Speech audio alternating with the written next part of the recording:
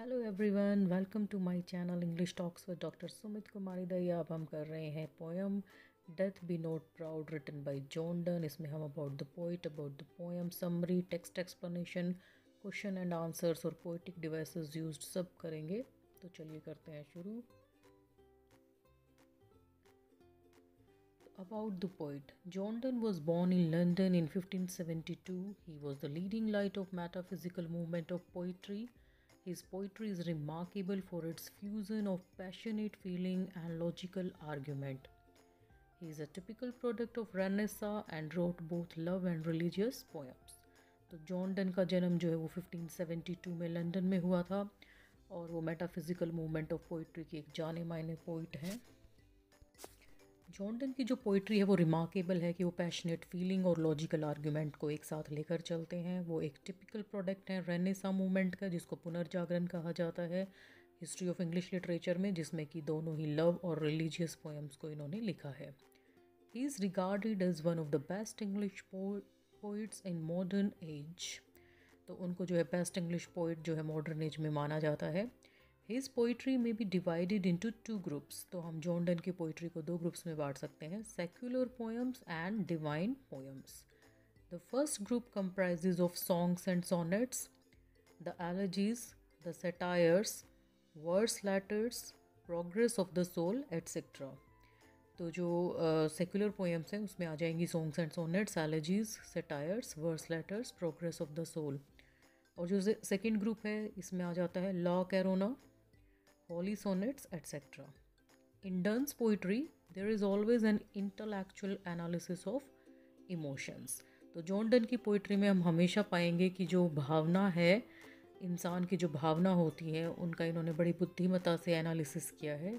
तो ये हमने पढ़ा जॉन डन के बारे में कि ये एक बहुत ही जानी मानी हस्ती रही है मेटाफिजिकल मूवमेंट ऑफ पोइट्री की, और इमोशनल और लॉजिकल दोनों को साथ में मिला के ये लिखते हैं। तो चलिए अब देखते हैं अबाउट द पोएम।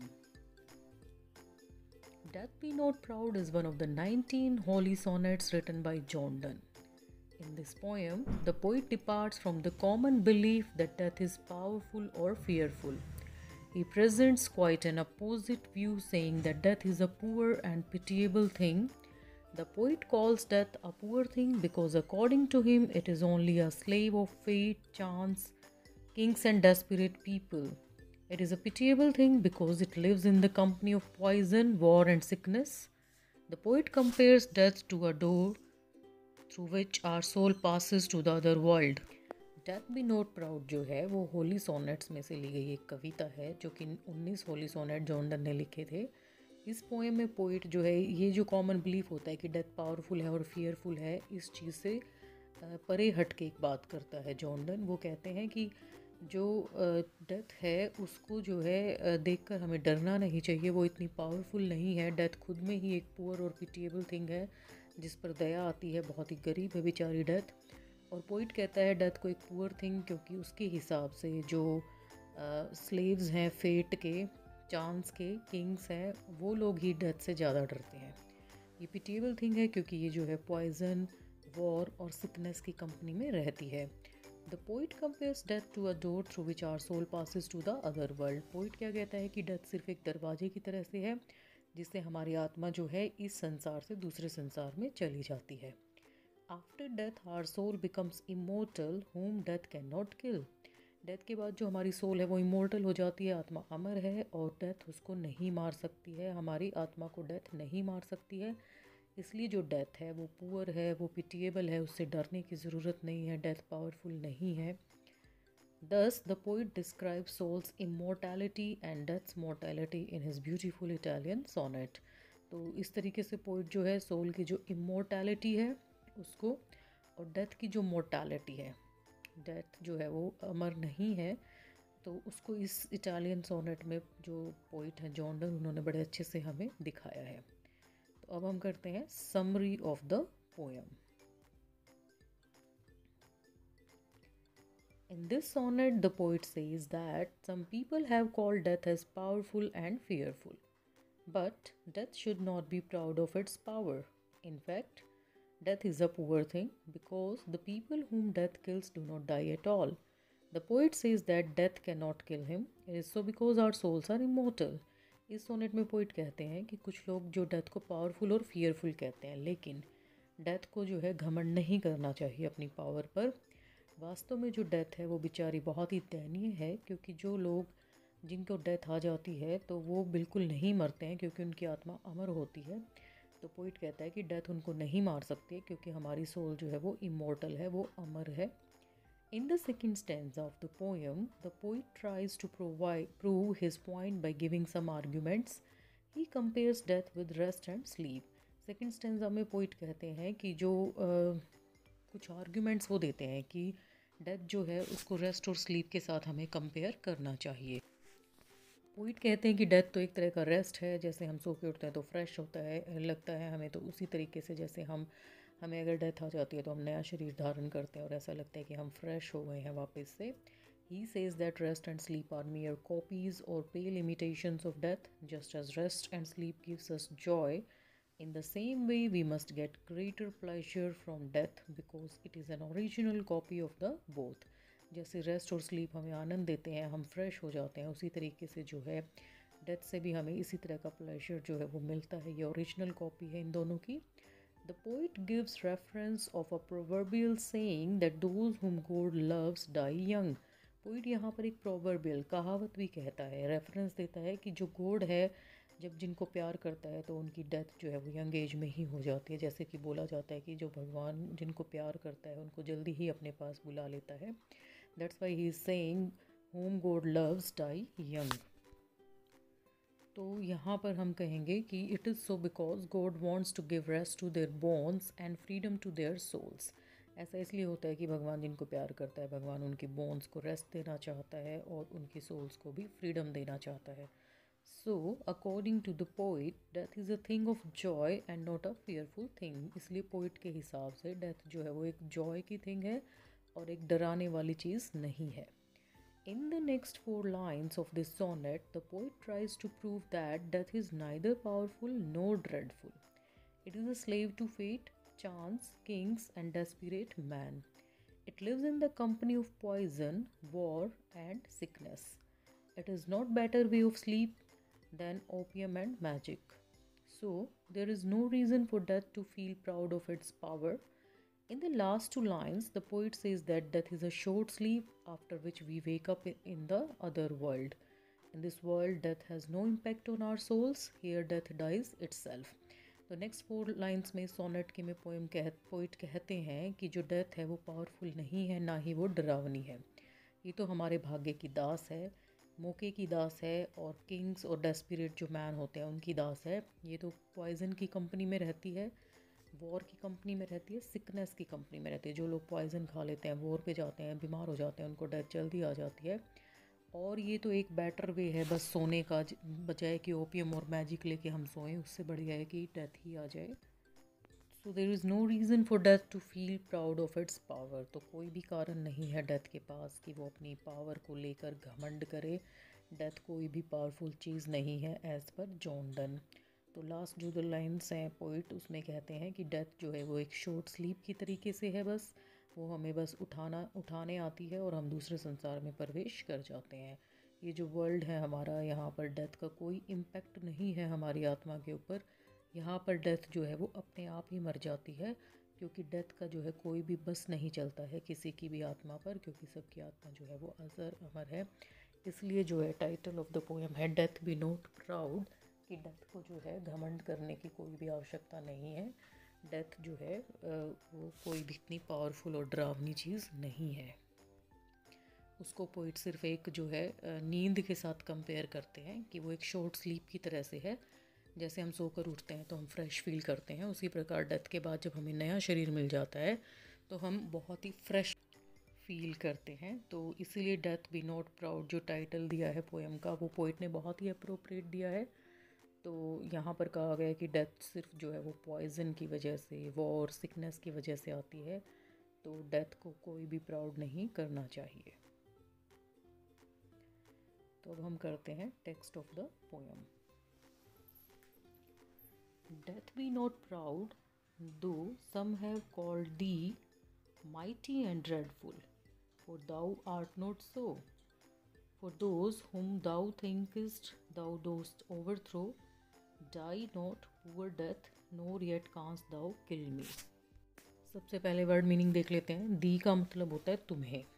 माइटी होता है शक्तिशाली. ड्रेडफुल डरावना. दाउ मतलब तुम. ओवरथ्रो मतलब हराना. अगर रेफरेंस टू द कॉन्टेक्स्ट हम देखें, so these lines have been extracted from the poem Death Be Not Proud, written by John Donne. The poet here departs from the common belief that death is powerful or fearful. Rather, he thinks that death is a poor and helpless thing. तो explanation देखते हैं. अगर paper में आता है तो आप इस तरीके से लिख सकते हैं. In these lines, under context, the poet says that death should not be proud of its power. Though some people have called death as powerful and fearful, yet it is not right. The poet says that death might think that it has killed many people, but the fact is that those people do not die. Similarly, death cannot kill the poet. In other words, death cannot kill the soul of any human being. तो हिंदी में देख लेते हैं इसके explanation. यहाँ पर जो है पोइट कहता है कि मौत को जो है ना, मृत्यु को अपनी शक्ति पर घमंड नहीं करना चाहिए. हालांकि कुछ लोगों ने मौत को बहुत ही शक्तिशाली व भयानक कहा है, लेकिन ये सच नहीं है. और यहाँ पर पोइट कहते हैं कि जो मौत जो है वो चाहे कुछ भी सोचे कि उसने कई लोगों को मार दिया है, लेकिन सच्चाई यही है कि वो लोग मरते नहीं हैं. तो इसी तरीके से जो मृत्यु है वो कभी को भी नहीं मार सकती है. और अगर हम दूसरे वर्ड्स में कहें तो मौत जो है वो किसी भी इंसान को नहीं मार सकती है. वो सिर्फ और सिर्फ क्या करती है कि इस शरीर को जो है वो ख़त्म कर देती है, लेकिन आत्मा को वो नहीं मार सकती है. तो इसीलिए हम यहाँ पर कहेंगे कि डेथ को जो है वो बहुत ज़्यादा अपनी शक्ति पर घमंड नहीं करना चाहिए.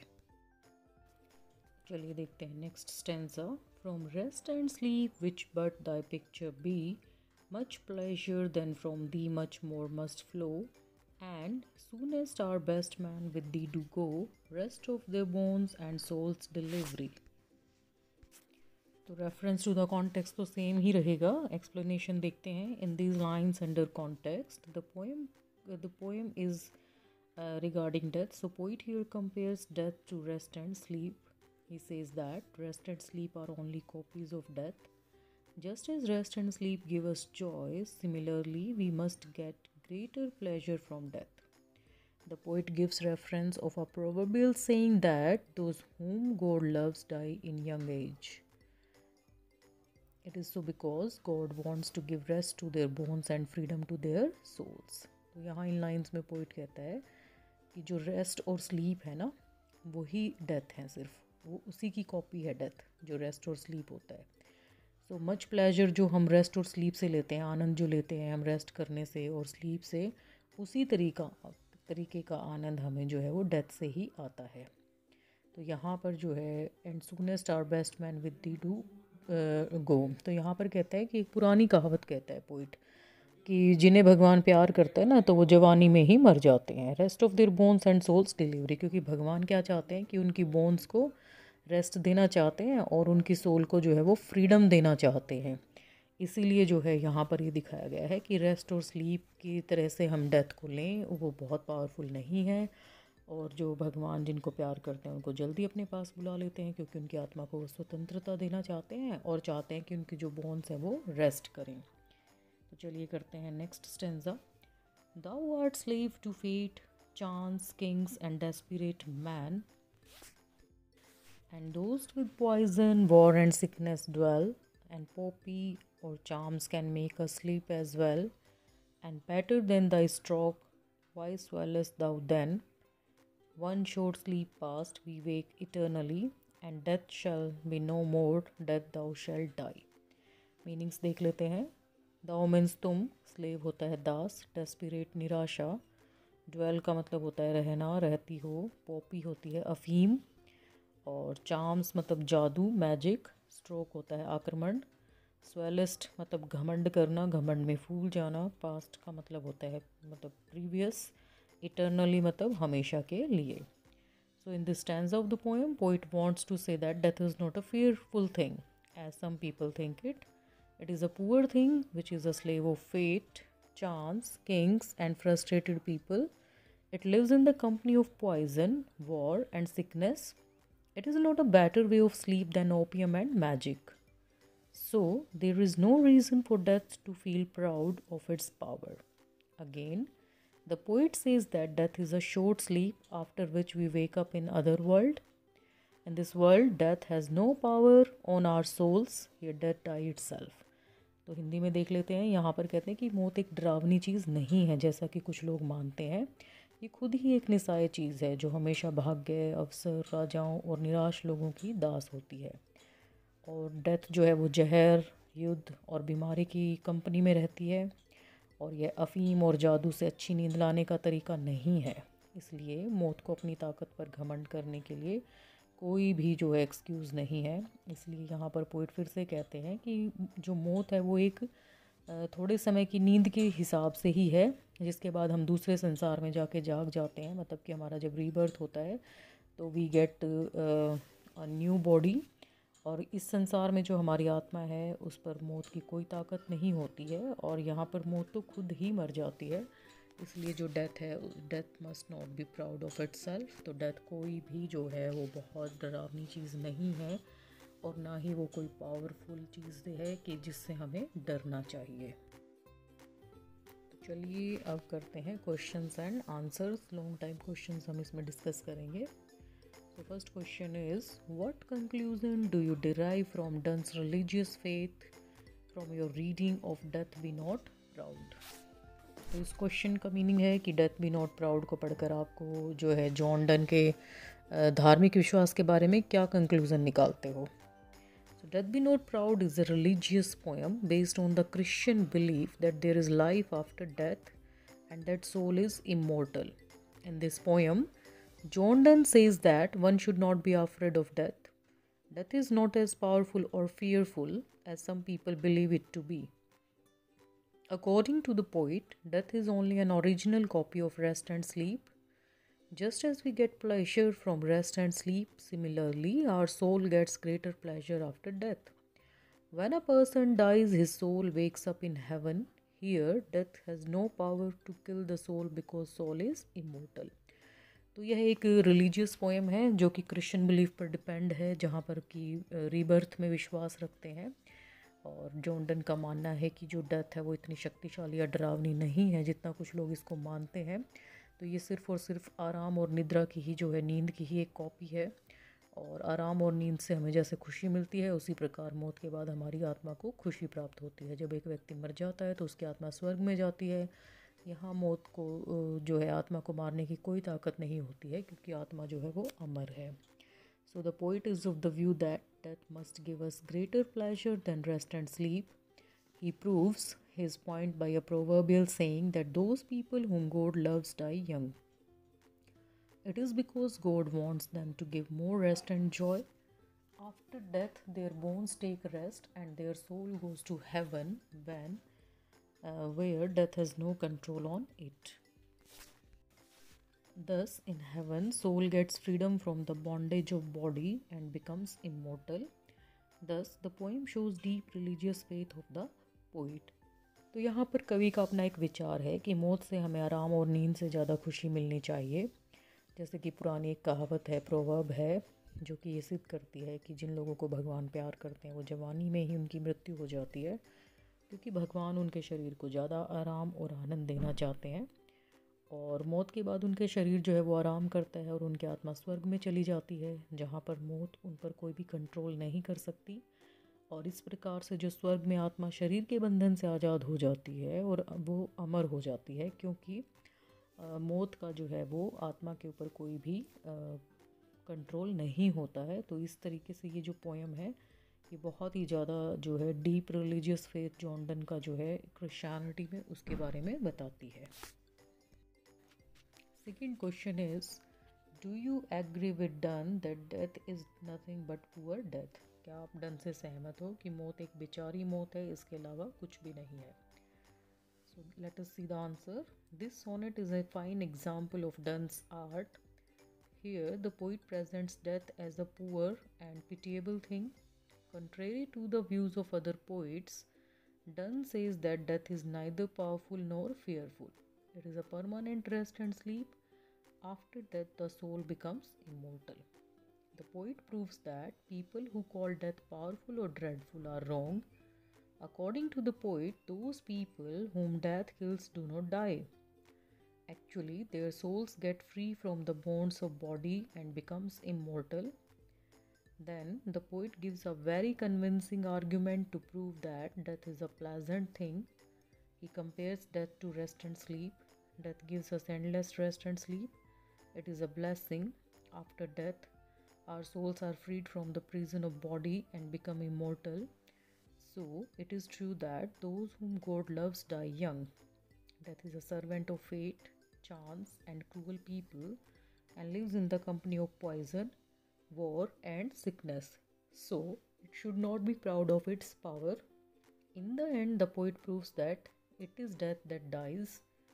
After death, the soul becomes immortal, whom death cannot kill. So, death itself dies at last. तो इस सोनेट में डन जो क्या कहते हैं कि जो मौत है वो खुद ही एक बेचारी और दयनीय चीज़ है।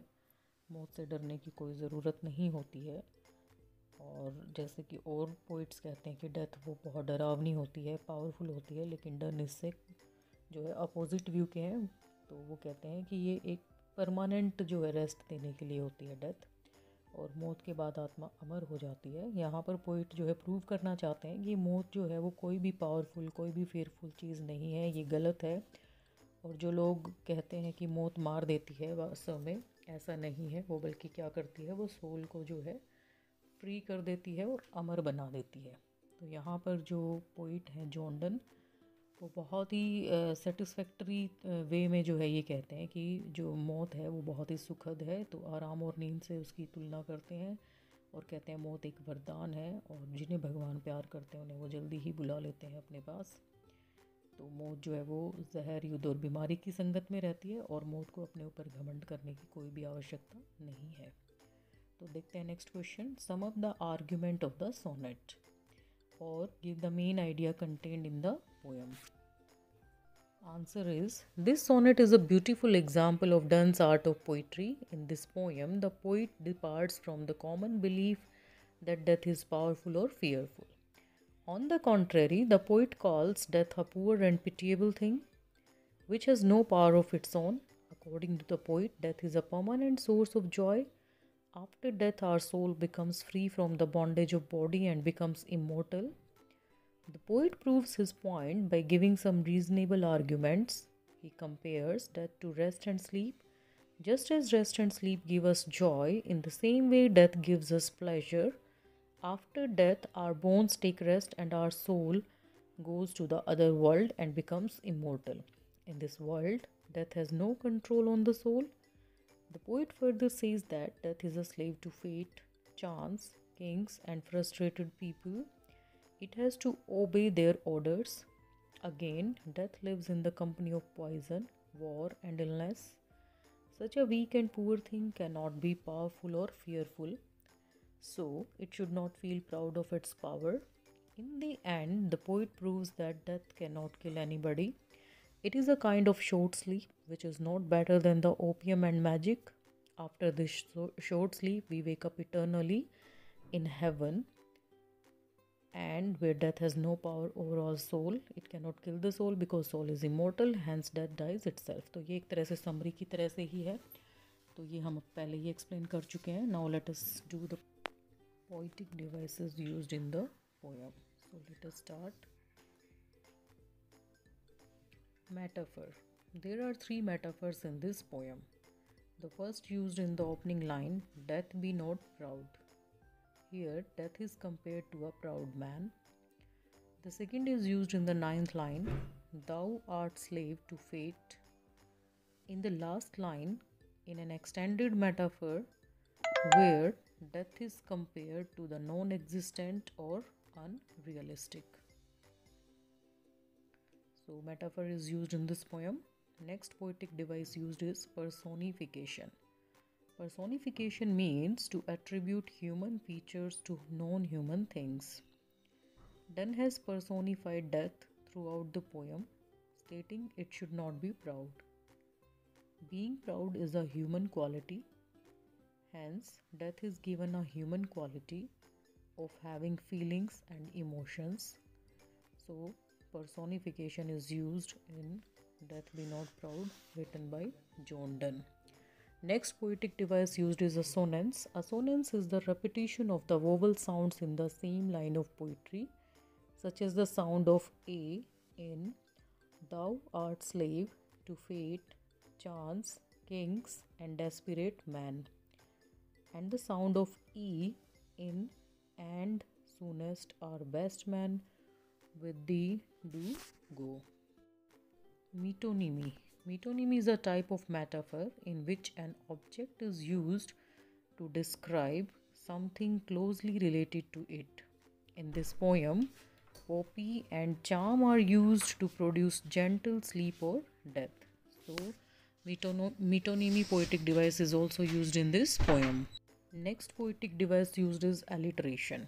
Alliteration is the repetition of the same consonant sounds in the same lines of the poetry, such as the use of th in and better than thy stroke, why swellest thou then? And am sound in much pleasure than from thee, much more must flow. Next poetic device used is irony in this poem. Irony means a statement that may mean something different from or the opposite of what is written. Irony often expresses something other than their literal intention, often in a humorous, for example, death thou shalt die.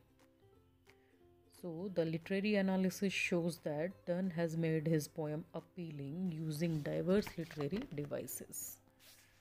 So, this is the poem written by John Donne, Death Be Not Proud.